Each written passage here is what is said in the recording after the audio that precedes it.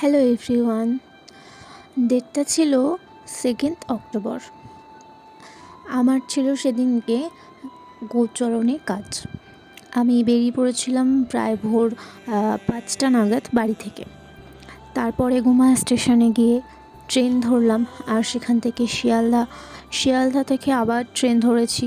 সেখান থেকে আবার চলে গেছিলাম গোচরণ। অনেক বৃষ্টি হচ্ছিল সেই দিনকে। তোমরা সবাই জানো যে সেই দিনকে দশমী ছিল। আর এই ট্রেনে আমার সাথে আমার এক ছোট্ট বন্ধুর পরিচয় হয়ে গেছিলো। মানে কখনো কখনো হয় না, মনে হয় যে একে বোধহয় আমি অনেক দিন ধরে চিনি বা কিছু।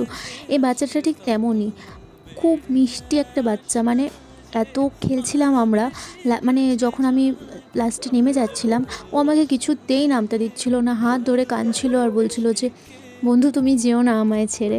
তো জানি না আর কখনো ওর সঙ্গে দেখা হবে কি না, এই ক্যামেরাবন্দি করে রাখলাম, ওইটুকুই হয়তো স্মৃতি। তারপরে আমি স্টেশন থেকে নেমে ভ্যান ধরে নিলাম এবং পৌঁছে গেলাম লোকেশানে। দিদির বেবি শাওয়ারের লুক এটা। তো দিদির শরীরটা ওই দিনকে খুবই খারাপ ছিল, আমাকে হেয়ারে সেভাবে কোনো কাজ করতেই দিতে পারেনি, কারণ দিদি আর পারছিল না। তোমরা হয়তো দিদির মুখটা দেখে বুঝতে পারবে যে দিদির মানে শরীরটা ঠিক ছিল না ওই দিনকে। তারপরে আমি কাজটা করেই বেরিয়ে আসলাম। তারপর অটো ধরে বারুইপুর, এবং বারুইপুর থেকে ট্রেন ধরে শিয়ালদা থেকে ট্রেন ধরে গুমা, আর গুমা থেকে টোটো করে বাড়ি, এবং খুব বৃষ্টির সঙ্গে ভিজে ভিজে বাড়ি ফেরা। বাই।